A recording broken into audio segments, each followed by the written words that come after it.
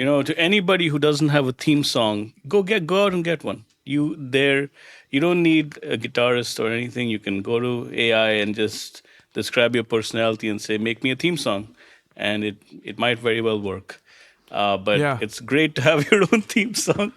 Yeah, well, there's always that guy who's really excited about AI, Yeah. and he can't wait to just explain to everyone around him how it's going to change their lives, and Yeah, they just right. have to listen to him and pat him on the back and be like, "Okay, cool. Thank you. Okay, Thank you. that's great, buddy. I'll try to prepare for that. Thank you. Appreciate it." This guy one time was telling me all about he was one of those AI bros.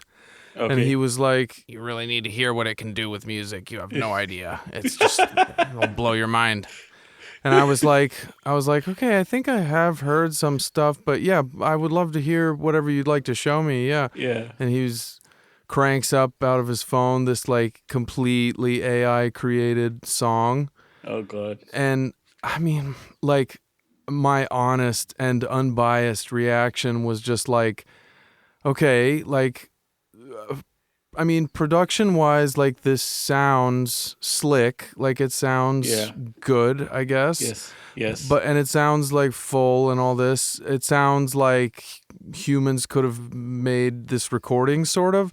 But at Right. the same time, it just was so boring. And it was like, it wasn't a song that could ever be a hit because it just was so not memorable, and it was really transparent what it was doing, which was kind of like just making this genre salad Yeah. of different genres trying in an effort to be original, but just Right. sounded like, whoa, a rap song with horns in it, so genius. And it's like, who cares? That's just on paper, that sounds like it could be interesting, but that doesn't mean the melodies in the song are memorable or good. It's Right. so Right. funny. And No, that it's guy like was so impressed by it. He just was like, he was blowing his own mind with what he's sharing with me. And I'm just like, one oh one boy. thing I will say is that yes, AI can do things, but what absolutely kills it is the fact that it's not a human playing it. Because like I feel like that is one of the most like the one of the cornerstones of art is like, when you look at something that was created by, an artist, you're like, a person did this. Like a person who goes through human struggles and human insecurities created this. For some reason, that's what kills AI art for me. It's like nobody went through the pain of like creating that. It's weird. Like, so for me, like, yeah, I will listen to music created by AI. I'll look at art created by AI. I'm seeing some people doing amazing things with AI in terms of like animating like sequences. Like for just for an example, I love Indian mythology, and I'm seeing a lot of people using AI to recreate scenes from Indian mythology, which is great because Indian mythology it's hasn't gotten a lot of like good kind of content creation because like it's either cheesy Bollywood stuff or like you know just like things that people have like drawn, but someone's actually going out and creating stuff with AI, and it's really great. But at the end of the day, it lacks the same kind of appreciation that a human has because like it's not done by a human. At least Yeah. that's my view on the matter. So yeah, for me, Yeah. that's for that reason, AI will never be the same. Even though it can, yes, it can do amazing things, but it Well, just doesn't come full circle because it's yeah. not a human. Yeah, I always just think like if you discover an AI artist and you decide you want to go see them live, how are you gonna do that? I mean, I guess if it's some person who created all that stuff with AI, they could then learn whatever song the AI spat out for them and perform it as a human live. But you still know that those recordings were made with AI, and it wasn't even them. It wasn't even the people you're watching who played it on the record Right, or right. in the recording. And B, well, like, what is inspiring about that? Like, it's like you're seeing them live, you're thinking, wow, these people just plugged in something to an algorithm. That's cool, kind of. Yeah, look What at them prompt up did you there. use? Yeah, look at them up there. They made it. They're playing a cover of a song AI wrote for them. Pretty aspirational, guys. But anyway, yeah. Yeah, yeah. Really. It's mind blowing. I get, to be honest, I think some of the people who are probably most fascinated with this shit are like boomers, because they're just like, whoa. But I think that robots, baby, like Star Wars. But I think that a lot of the younger people who are like Gen Alpha, Gen Z are just kind of like, okay, this is gonna ruin my future. Like, It's interesting that you mentioned like boomers, because my thought was like, I wonder how like the EDM bros are like reacting to AI, because like at one point EDM was yeah, all the rage because they were like, check out what this guy can do with his MacBook. yes, And for me, like that was so like not inspirational, because I was like, just the fact that a guy is doing it on his computer. I mean, don't get me wrong. You write music, you play music, and you edit it on your computer. I have no problem with that. That's computers. That's me seeing you using computers like wisely to improve your speed, and get access all the great programs that are out on a computer. But like when I hear people like composing music on like a MacBook, it kind of like messes with my brain a little bit. I was thinking that I know like a lot of EDM bros would like go to concerts and they would see like a guy like dropping mad tunes from his MacBook. So like, I wonder. I feel like those kind of people might be more open to like going to a concert maybe with an AI and seeing like a robot on stage playing AI generated music yeah, they'd maybe. probably find that You to know. be a Uh, delightful novelty. yeah, yeah, exactly. Like it's a novelty, right? That's the Yeah. word for it. It's a Mm-hmm. novelty, Yep. you know. Just like Um, pet rocks. I wasn't really old enough to fully appreciate that trend, but there was this trend or fad back in the, I don't know when it was, 80s or whenever, of where like people would buy pet rocks at the mall. My mom told me yeah, all about this. I think she bought one. Lots of kids bought one. It was like, whoa, who would have thought you could have a pet rock? Wow. But nobody wants a pet rock anymore because yeah, it's like, it's a rock, yeah, guys. yeah. By the way, shout out. Yeah. We're getting a lot of listeners from around the world. It's pretty exciting. It's nice to see. Thank you guys for tuning in. It's pretty nice that we are Yeah. getting Thank some you attention guys. from around the world. Yeah. There's a few Brazilians. I know. Yep. A few Indian folks, which Some is people from the awesome. UK, yeah. Yep. Couple UKers. UKers. Yeah, not a Yeah. ton. Well, there's a couple Americans I know of, but yeah.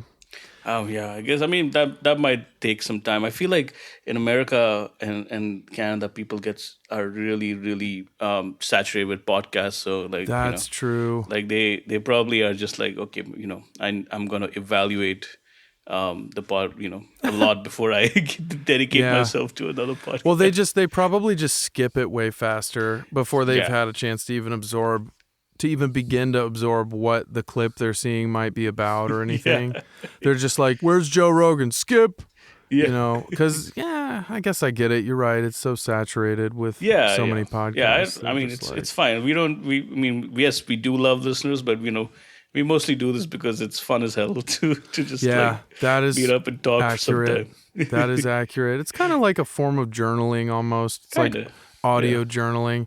It's like we could Yeah. look back at any point and kind of get a sense of maybe where we were at in our lives with a Yeah. certain episode. Yeah. Exactly.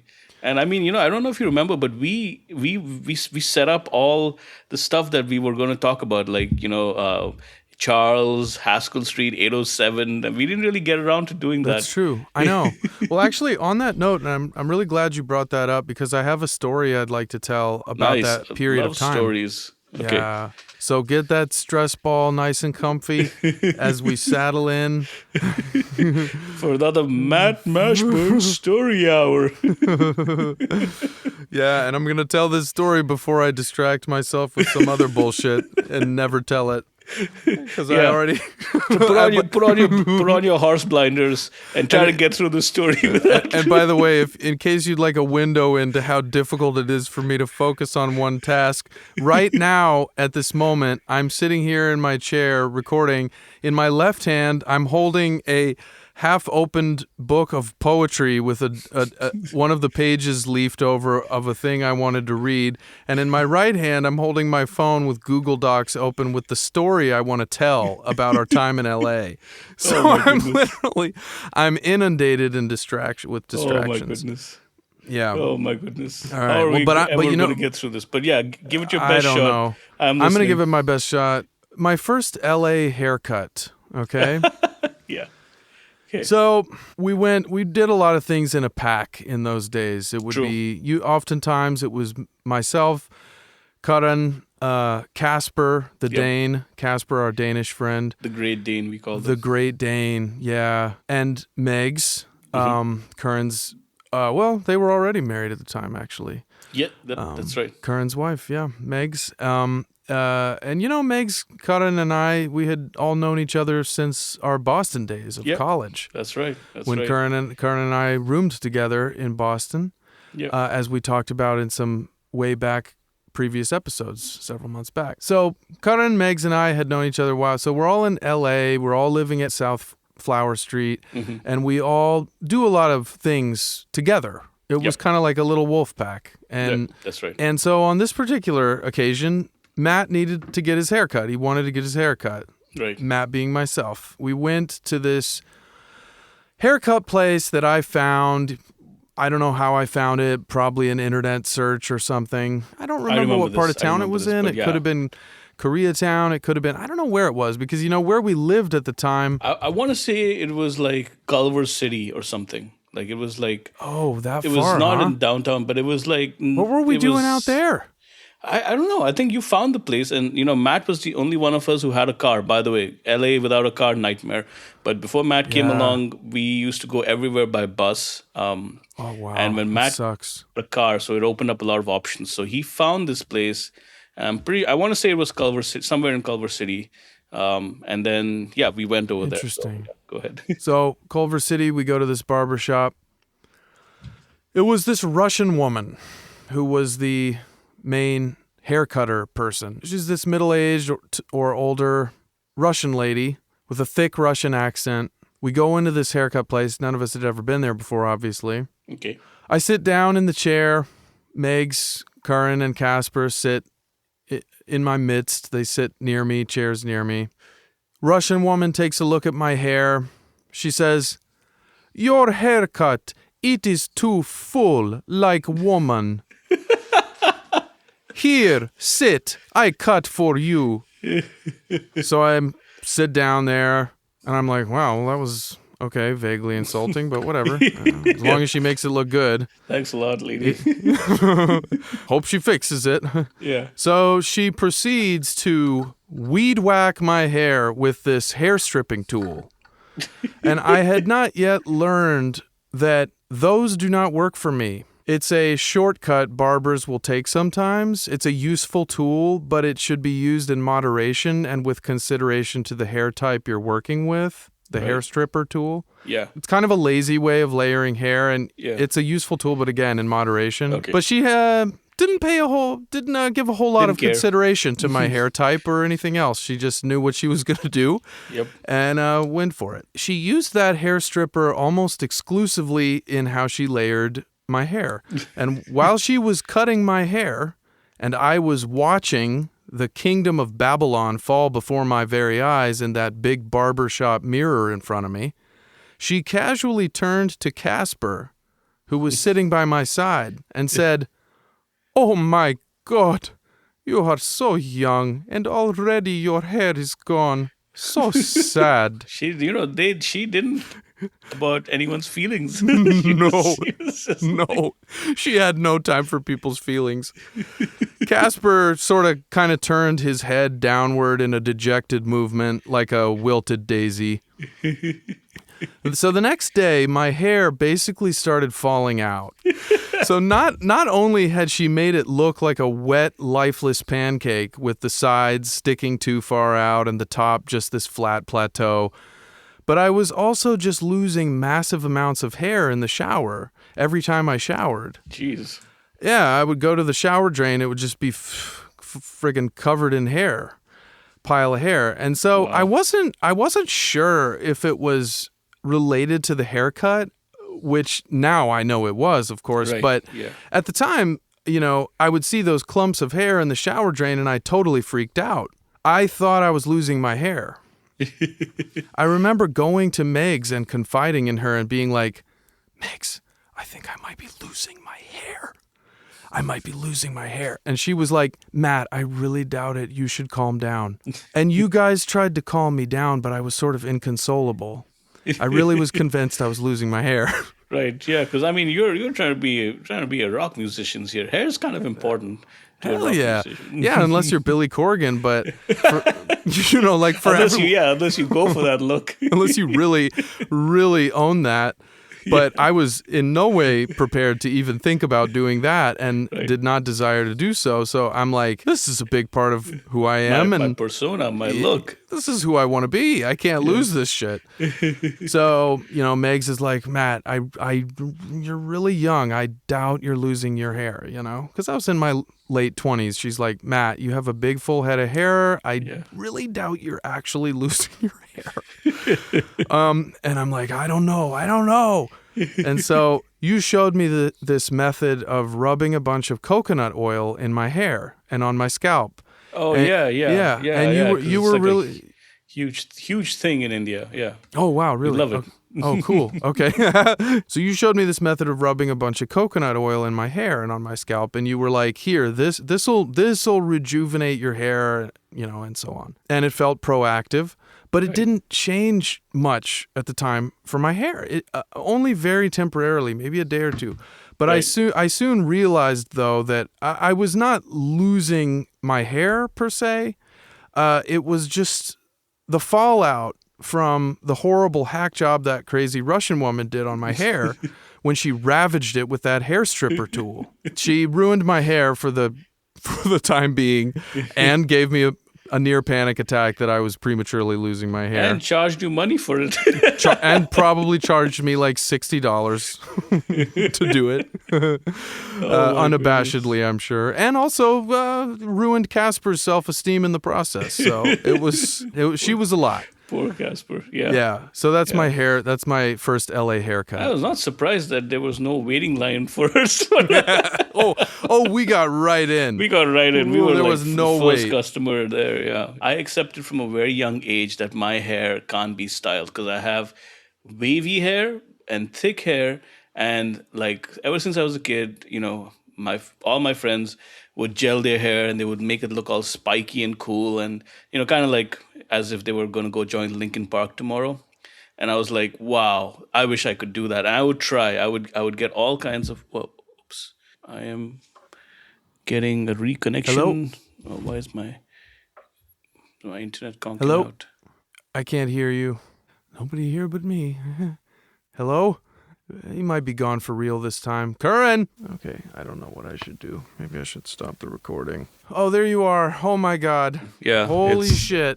And it's just so annoying. Macs don't have the Ethernet port, so I can't, because I have like a direct connection Ethernet wire, but I guess I need to get an adapter for it. But okay, I'm going to start from the top. I didn't get any of what you were just saying, unfortunately. So what I was saying is like getting your hair butchered by a barber is like such a common thing that people go through. I don't know about women, awful. But guys for sure. And because it's happened to me multiple times, and I don't ask for much when I go to a barber. I'm just like, make it short, or maybe give me a fade. That's like the most stylish thing I can do, because my hair is wavy and thick and just unstylable. Since I was a kid, I accepted that I couldn't, make my hair like all spiky and cool, kind of like how my friends used to do, like as if they were like, getting ready to go join a punk band. They would like spike their hair, and I was always jealous that I couldn't do that. Yep. So I would just go to a barber and being like, make it short, make it this. But yeah, there are some barbers who are just like, always are like, I got you, bro. Let me fix your hair. I know. And those are the guys who you want to stay the hell away from. You gotta worry about. Because like they look at you for like 5 minutes, and they're like, I know what to do with you. But they're so nonchalant. so nonchalant. But like maybe like halfway through the haircut, they start to realize like maybe they bit off more than they can chew, especially with me, because With like I me look too. very different when my hair is short versus like when my hair is all like longer and messy. I usually let my hair grow to a point where I look just awful, and then I go to a barber. I'm like, give me a haircut, and then That's kind of what um, I do. yeah, Yeah, I'm yeah. not one of those guys who goes regularly. So whenever I No. do, more than at least three different barbers have asked me for, can I do a before and after with you, because it makes such a good difference when you get a nice haircut. It's Oh like my those god. videos of those barbers giving like homeless people like haircuts.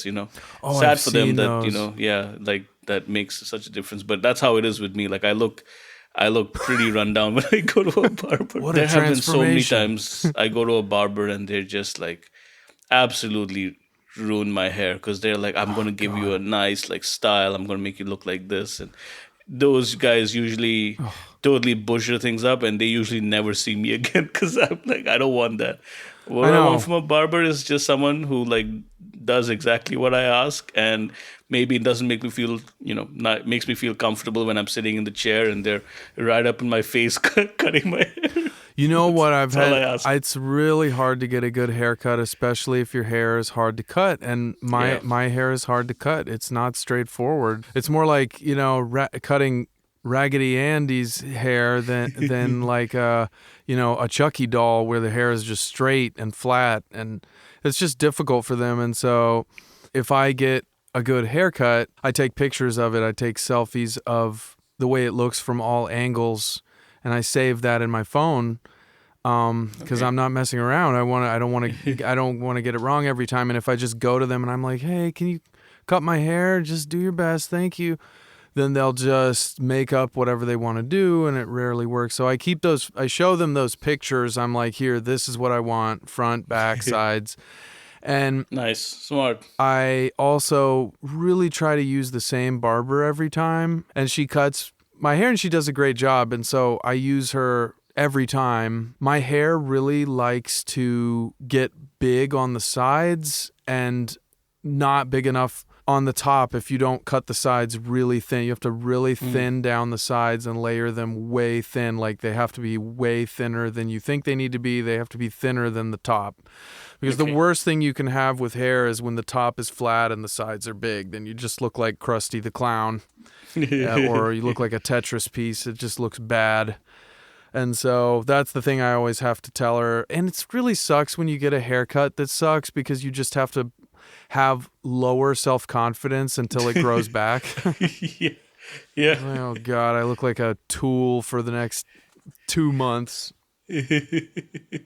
Well, let's see if we have any updates. Did you have any updates you want to share or anything? uh oh no, not many updates, but yeah, I'm just I mean, maybe like most of the world is just feeling a bit of what is the word? Yeah, just going through a regression phase because like Oh. the World Cup is done. For Oh. anybody who was watching soccer, who was a soccer fan, I don't know how it was in for you in LA, by the way, because there were a bunch of games in LA. It was Like the only I thing anybody would talk about, and it oh, was the okay, only okay, thing people would talk to me about. And I okay. don't know anything about soccer. Yeah, I definitely feel for you in your post glory sadness or come down after the games. However, I must admit, I could not care less. I'm just kidding. You're really yeah, well, well. Yeah, tried to because I try to care. I want people to feel like I care about what they're saying, but yeah, I don't know anything about it and I don't follow it. right, yeah, But I yeah. There's mean, no reason to, frankly. I mean, if I you're don't not know. really into soccer, yeah, because there were a lot of games in Los Angeles. Like we had like a couple of games in Vancouver too, but they not as high profile as the ones that were in like Los Angeles. So yeah, but it was great. It was great because like I said, my mom was visiting, my mother-in-law were visiting, and we all enjoy sports. So like for 1 month, it was like we were all watching. Like at first, like in the group stage, you watch like 3 games a day. It's just fun. Like I haven't watched soccer in so long. I used to play soccer as a kid, but I haven't watched soccer in forever. But it was just a great way to just go get back to like how much I used to love the game and watching it. And yeah, it builds up from like multiple games a day to like the quarterfinals where it's like or the knockout stage, but it's like 2 games a day. Then it's like 1 game a day, and then it's like 1 or 2 games every week, and then finally the finals are done, and it's like everyone goes home, and you just feel a little sad because you're like, that was Yeah. one heck of a month, and like in my view, that's like probably the closest the world has come to like world peace. Oh So yeah, that's true. it's I like mean, I everyone's I yeah. would rather them be excited about soccer than be, trying to fight each other or argue about politics or something. So it's good for Yeah, that yeah, reason. yeah, More exactly. positive than that for sure. Yeah. So obviously, I guess you were rooting for Team India, or what? Oh, if you're kidding, India has never made it to the soccer World Cup. Oh, Uh, okay, we okay. we put we put all our money into cricket. India Oh, is like an elephant, the giant when it comes to cricket. Like everybody, like oh, the Indian cricket, whatever. The cricket board of India makes so much money with cricket, it's insane. And like whenever India plays any country, even on their soil, there's a lot of money to be made because there's just Indians just love cricket, and there are a lot of us. um, yeah, but it's changing now. Like the landscape is changing. People from my generation want more diversity. They want more sports. So there is some money huh? being put into Indian soccer, but we haven't quite made it yet. But no, I was just I was, of course, since I'm in Canada, I was rooting for Canada. And Nice. the Canadian team actually did decent. We made it to the knockout stage, just like the U.S. And just like Mexico. We were all co-hosts of the World Cup. So they all made it to the group stage, and then we couldn't go any further from the group stage. You just can't beat those European and Latin American teams where Yep. almost religion, for them. Yeah, that's right. Like England. So England, were they the one? No, was it Spain who won or Spain England? won. Spain, yeah, it was Spain who Spain won, won. Yeah. and yeah, England made it pretty far. England made it, and I mean, England. Hey, Spain wins. What I wouldn't give to hear that guy commentate like a like a soccer game. He probably wouldn't talk about soccer at I all. knew they'd win from the start. Hey. That is that's Matt's pretty good impression of Harry Carey, the baseball commentator for the Chicago Cubs, who was originally imitated on SNL. Great skit. Go watch it. It's on YouTube. You can find anything in a box of Cracker Jacks. The funny thing is, after you showed me that skit, I actually went and listened to one of his commentaries on YouTube, and that's exactly how it is. He's talking about everything except baseball. He belongs on our podcast. Yeah, He'd fit right in. the Non best thing is he's sequiturs. like, there's this YouTube video of him just talking about like Cracker Jack, Chicago. That and like Yeah. below that, the comments are like, "Who's on first? Who's pitching? Who's What teams are we watching? what teams are we watching?" Because What's happening down there on the field? what makes it, I think, even funnier is I think he's a radio commentator. 'Cause, like, when you're You can't listening even. to other radio, You have like, no idea what's happening in the game when he's on the mics. It's just everything but the game. everything Cracker is discussed. Jacks, his childhood experiences, everything. Oh my goodness! But anyway, get Harry Carey out of the room. Shoo! It's like on his way out the door, he still says, "Hi." There's no. It's coming and going. It's it was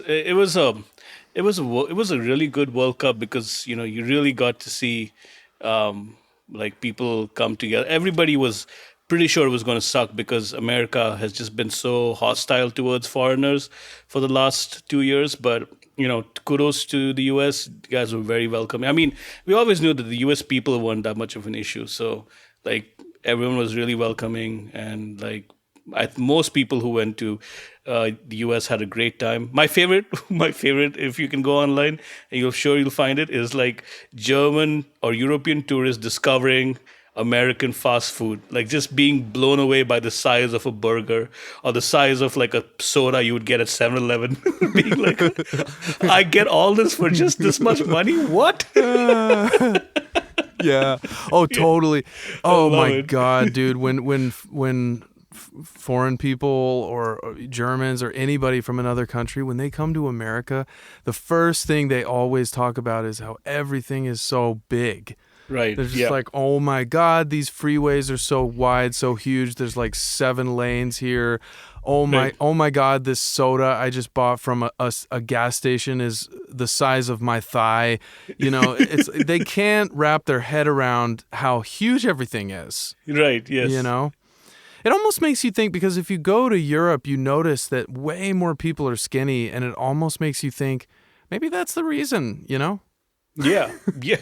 Well, yeah. A lot. I mean, also different lifestyles. Like people in Europe, yeah, they don't eat like how people in North America do. They Yeah. have different lifestyles. They usually, they walk a lot, bike a lot. Yeah. So it's definitely like, I mean, they pride themselves on that, right? Yeah. It's definitely admirable. But I guess once in a while when they come down for the World Cup, everyone's in like a happy mood. So Yeah. they just got. And America is great because, like, my God, do you get a lot of do you get a lot of bang for your buck? I'll never forget when I was a kid, my uncle Cecil, sort of proudly proclaiming. I remember him saying, really looked up to him, but I remember him, and he was a big guy. He was just like, oh man, 6'5", I think. At Wow. least, and just huge guy. And he was just literally from the mountains of West Virginia. He was as close to like a mountain man as you could get in the modern times. But he had this really interesting story because, and I'm totally Harry carrying us away from the topic we were on, but he had this really interesting life story where he embodied like that classic American dream or American story that you could start with nothing and then, I don't know, through hard work and all this, just end up with a lot of money and really successful and stuff. Because he really literally did start off, just with all these siblings, living in this little mountain house, not much bigger than a friggin' cabin. Because I visited there once when I was a kid. He took us there to his childhood home, and it was just up in the hills of West Virginia, and there was like nothing around other than, like a town barber shop. I think his dad, speaking of hair, his dad was a barber. That's a good tie-in. Wow. But his dad was just like the town barber, and, it was just a very humble beginnings. But he went on to become a doctor. He became an anesthesiologist, and he also got into investing and stuff. And he just like Nice. made a ton of money and was really successful. I can admire that. It's for me, there's something worth admiring there, because he didn't have parents just handing him money to get there. He really had to like take out loans, blah, blah, blah. I mean, it definitely makes you wonder if a dream like that is possible today. I mean, it was in his day. He's much older than me. But I wonder if that's still possible in America. I wonder if the American dream is still alive. It's a question that is worth questioning, because it's like when people take out loans for something today, can they, in the economy, can they afford to pay it off? Like, is it worth the school loans? Blah, blah, blah, all this stuff. But I guess in his time, it could still work out if you were willing to work hard, which he was. And so it worked out for him. But anyway, long deviation there. But from what I was going to say, which simply was just that we're talking about big things in America. And I remember Cecil, his everything about him was big. His personality was big. He was big, everything he owned was big. His car was big. His house was big, blah, blah, blah. A true American, patriot. he really liked Pamela Anderson. Her boobs were big. Just She's Canadian, everything by the big. way. Quick plug-in for She Canada. is? Yeah, she is Pamela Canadian. Anderson? Yeah, she's Canadian. She's actually comes from BC. She's, if I'm not mistaken, she comes from Vancouver Island. No. Yeah. That's wild. I did not know that. Yeah. I actually do think, it's like at the time it wasn't that cool to say that she was beautiful because she was so famous from Baywatch. And as a little kid, there would be you were supposed to come up with a more original answer when somebody asked you, who's your crush in Hollywood? Who do you think is hot? And I remember the cool thing to say at the time was something like Carmen Electra. Like, I remember some other guys because there's always that girl that you're supposed to think is hot. Yeah, you know? yeah. It's like socially acceptable. Yes. And you gets you social points to say that. Yeah. Yeah. Ah, you have good taste. Good taste. I approve of your choice. And it's like, But I will say that we didn't give a damn about that in India. Everyone loved Pamela. yeah. Well, you guys were correct because what I was going to say is looking back now, she was gorgeous. She was beautiful. Yeah, like it's you would just have to be lying if you want to say she wasn't. And she did. I don't think. I mean, to my knowledge, I don't think she had a ton of plastic surgery. I think she was just a beautiful. She was just a beautiful blonde girl. Yeah, to be honest, like I can't always tell. Like, at least back in the day, I think plastic surgery was a little more subtle. So sometimes Megs would tell me, "Yeah, that person has plastic surgery," but I couldn't tell. But yes, she looked pretty natural, at least. Yeah, to me. she was a beautiful woman. I mean, but and Cecil agreed. I remember one time being in a video store with Uncle Cecil, and I was a little kid because back then we had Blockbusters and video stores, and we were in like the video store at the mall near my house. Nice. He and we were browsing the shelves, and I saw him over in one aisle, just like holding this video case, staring at it, and he was just kind of he just kind of shook his head, and he was like, "Matthew, God created a beautiful woman here." And it was a picture of Pamela Anderson. She was on the cover. She was wearing like all black leather. I don't remember. Oh, I know exactly what you're talking please about tell because me. I was gonna mention this. There was this movie called I want to say it was called Barb, BARB, or Barbed Wire or something like that. She plays like this kind of like vigilante chick. She's in like black leather and she has Yeah. I have friends who definitely watched it for the plot. The screenplay. For the dialogues, For the writing. for the writing, for the slick editing, This ought to give Citizen Kane a run for his cash. and the Oscar goes to. No, but like for sure, like she was that generation's like I wouldn't say, but yeah, she was like probably what's that girl, right? Sydney something? Sweeney, but Sydney let me Sweeney, just yes. slow us down for a real quick second here, okay? Sure. I just feel like Hollywood is just pushing her, and I don't know. This is a weird topic to get way into. We probably shouldn't. Yeah. Anyway, Well, I'll stop there. But it's because I'm not trying to tear anyone down or be a hater. oh yeah, I mean, just- are you there's kidding? so Both these women are extremely beautiful. They're both beautiful. I think maybe you're getting kind of like just too much of it happening over there. Well, too much. Just it's a getting little too much hit overhyped. with too much. It's a little You know what? overhyped. I want to know what Uncle Cecil thinks about Sydney Sweeney. Yeah, I don't know. Yeah. But definitely highlight of the episode was his description of Pam. Totally. God Yeah. created a beautiful woman here. Well, God he's works not wrong amazing. about that. Yeah, there's certain things that do make you believe in God. I'm glad that he, so I think Pamela Anderson is one of them. Yeah. But yeah, for sure. Yeah. Another one I remember getting huge was Scarlett Johansson. Oh yeah, of course. Yeah. She was like for a while. She was. Oh yeah. She was just like the big. I mean, and so was like Margot Robbie when the whole the Suicide Squad with Harley Quinn came out. Totally. I think they even won like an Oscar for costume design, and like it was like one of the Oscar panel judges was not caught, but like said something like, "How can you not give them costume design after how amazing Margot Robbie looks in that?" I think that was a very nice way of asking for her number. I don't know if you ever got it, but yeah, totally. That was Margot Robbie was like a moment of like, this is the new hot lady in Hollywood. And she's Australian. She is Australian. She's Australian. Yeah. And yeah, but actually, the first time I saw Sydney Sweeney was like. There was this movie that everybody was just crowing on about. It was like I don't even remember what it was called, but like I remember being on a plane and I think at least 4 of the seats around me were watching that movie. It was also based in Australia. Wait, That's what how I movie was Sydney survived. Sweeney in? It was like it was her with this guy Glenn Powell. I hate myself for not knowing this. I'm sure anyone listening to this right now will be like, "It's this one, you idiot!" But yeah, it's Wait, like it was like Me yeah, Without You or I something know like who that. he Yeah, is. I think that movie was good for both of them because I think they both got a lot of publicity after that movie. Yeah, Um, yeah, but yeah. yeah, I don't know what movie it is actually. I don't think I've seen Sydney Sweeney in a movie. I know she was in that show, yeah, well, Euphoria. Euphoria, but I I haven't haven't. seen that Yeah, I show haven't either. watched it either. I haven't seen Yeah, that show, but it was a massively popular it show. was a very very popular show. Yes, yes, Yeah, it was. yeah. So Scarlett Johansson was a big moment. And Scarlett Johansson is beautiful.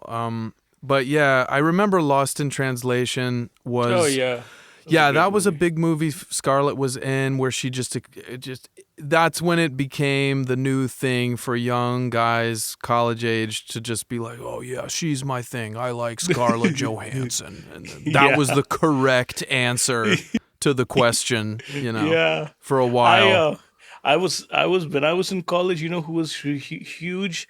Megan Fox, because Transformers had just come out, the first one, Yeah. and she was on like this was when people actually read magazines.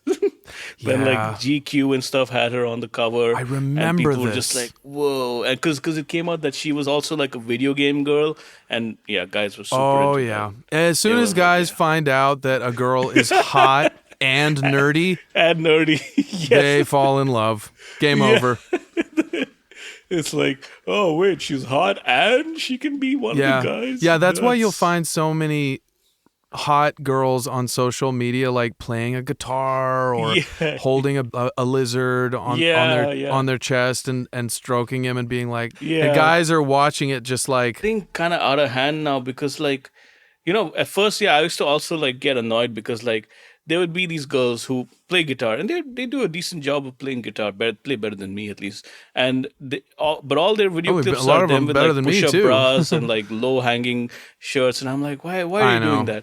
Like, why are you doing that? Yeah. But they're trying to do their thing. They're trying to get viewers. They're trying to beat the algorithm. So I get it. Uh, Well, exactly, and it's a shame that it's a shame that entertainment now is kind of reduced to that, where it's like there's this desperation to sort of cut through all the saturated stuff out there, the oversaturation of content. There's just so much content coming at you. yeah, And so it's like anything people can do to be seen or heard through all of that noise, they'll do it. They'll right. do whatever they have to do to like get you to watch this clip on TikTok for more than half of a second, Yeah, and if yes, it yes, works, then they'll do it again for the next video. yeah, yes. It's a little soulless, but I guess it achieves a certain kind I of goal. But what's annoying now is like there are people who put clips that in the first maybe like they'll put like the thumbnail of like a hot girl doing something, and then when you tap it, it's actually something else, and now you're probably like, how do you I know that, hate Karan? that shit. Because it's No, like, yeah, and it's like nothing yeah, related to the content, and I'm like, you got me, I know. you got me, you son of a Yeah, sometimes bitch. my wife will look over my shoulder as I'm scrolling, and it'll be some it'll Facebook or whatever will be trying to show some video of this hot girl, and my wife is like, "Why is it trying to show you that? Do you look at stuff like that all the time?" And Yeah, I'm like, "No, it knows things about me. It hears me. It listens to me." Because it does. Social media listens to you. It it hears absolutely hears does. what you say. It hears you when you are talking to your wife and you say a certain thing. Right. It knows a lot about you, and it will be like, "Oh, I think I've got something he might click on." you know? You gotta like this one, buddy. Yeah, yeah, yeah. It's a little creepy sometimes. I'll be having a conversation, and then the next day it'll be, I'll talk about like some country in Europe or something, and the next day it's like showing me flights to that country. Oh yeah, It's it's like it's creepy. like I said, they're not even trying to hide the No, fact that they listen to shameless. you anymore. It's like a couple of years ago they were a little like low key about it because people were like actually posting videos where their phones were off. Like they would actually document it happening. They would put off their phones and then they would just shut the everything, and then they would talk about like a product. Yeah. Um, and then they would open their phones and they would start seeing Google ads or Facebook ads for that product. And it's like it was just clear evidence that that they were listening to you even when the apps were off. But guess what? Nobody made a big fuss about it. Yeah, it got shared a couple of times, but no huge fuss about it. And they they were like, okay, no one seems to care, so we can just do it a little bit more obviously now, and that's what's happening, I think. Thanks everyone for stopping by, Yeah. and yeah, we will talk to you later.